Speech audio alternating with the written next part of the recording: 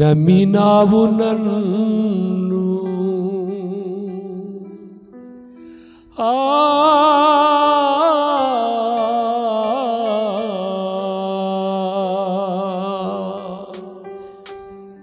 నమ్మదగిన వాడను కానయ్యా, నమ్మినావు నన్ను నమ్మదగిన వాడను కానయ్యా,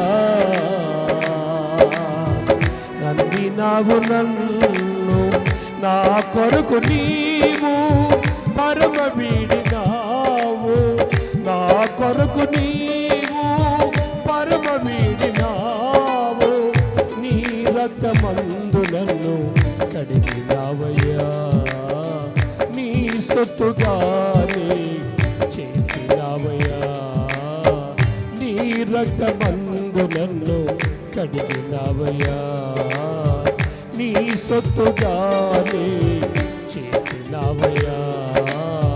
లోకాన ఎవరు నమ్మదగిన వారు కారు, నా యేసునాథుడే నమ్మదగిన వారు, నా యేసునాథుడే నమ్మదగిన వారు, లోకాన ఎవరు.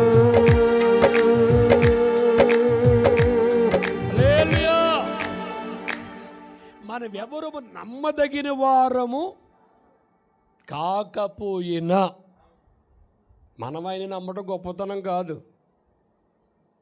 మనలో ఎన్నో ఉండకూడని దుర్గుణాలు మాట్లాడాలి ఉన్నప్పటికీ కూడా ఆయన మనల్ని నమ్మాడు. చూసారా, అది గొప్ప భాగ్యం.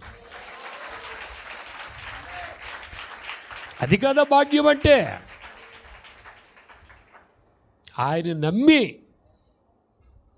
నా సొత్తుగా, నా పాత్రలుగా, నా పనిముట్లుగా నేను చేసుకుంటాను, నేను భూమి మీదకి వెళ్తాను, నన్ను పంపించండి. కృపాసత్య సంపూర్ణుడుగా, కృపాసత్య సంపూర్ణుడుగా ఆయన లోకానికి వచ్చి మన కొరకు ఎంత చేయాలో, ఎంత త్యాగం చేయాలో, ఎంత లోబడిపోవాలో,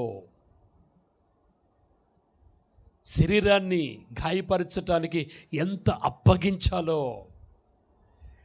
ఆయన ఒంటిలో ఒక్క రక్తపు బొట్టు కూడా తన కొరకు దాచుకోకుండా సమస్తం మన కొరకే ఇచ్చివేసిన నాథుడు మన యేసయ్య. ఎన్నోసార్లు మనం నడుస్తాం, పడిపోతాం, తూలిపోతాం, కడుక్కుంటూ ఉంటాం. అయినా చివరి వరకు నిన్ను నమ్మి నీ కొరకు త్యాగం చేసిన దేవుడు ఎవరైనా ఉన్నారు అంటే ఆయన మన రక్షకుడు, మన విమోచకుడు, మన ప్రాణదాత. ఆయన 12 మంది శిష్యుల్లో ఇస్కరియోతు యూదా చెడ్డవాడని తెల్దా, అమ్మేస్తాడని తెల్దా, సంస్కార విందులకు వచ్చి త్వరగా పరిగెట్టేస్తాడని ఆయనకి తెల్దా, అన్నీ తెలుసు. కానీ చివరి వరకు స్నేహం చేయటానికి ఆ యోధాను నమ్మాడే. నిన్ను నన్ను అలాగే నమ్ముతున్నాడు ఆయన. మనం నమ్మటం గొప్ప, మన తండ్రి మనల్ని నమ్మటం గొప్ప. మాట్లాడాలి మీరు. నీవు నమ్మటం గొప్ప కాదు. నీ కొరకేం చేయాలో, ఎంత ప్రాణత్యాగం చేయాలో అవన్నీ ఆయన చేశాడండి. కానీ చివరి వరకు నేను నమ్ముతానే ఉన్నాడు ఆయన. నీవై నమ్మేస్తున్నావు, నేనై నమ్మేస్తున్నాను, ఆయనను మనల్ని ఆయన నమ్ముతానే ఉన్నాడు. ఆయన చేసిన ప్రార్థన, గెత్సేమనే తోటలో చేసిన ప్రార్థన, ఇవన్నీ ప్రార్థన చేస్తానికి పైన ఫ్యాన్, కింద లైట్లు, మంచి జముకణ కింద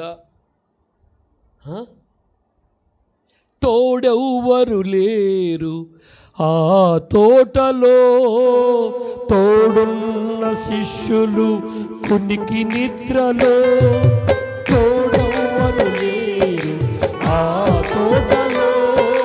తోడున్న శిష్యులు కునికి నిద్రలో, ప్రార్థించమని నీరు కోరగా, ప్రార్థించమని నీరు కోరగా, ప్రార్థన సహాయమే పొదువాయన.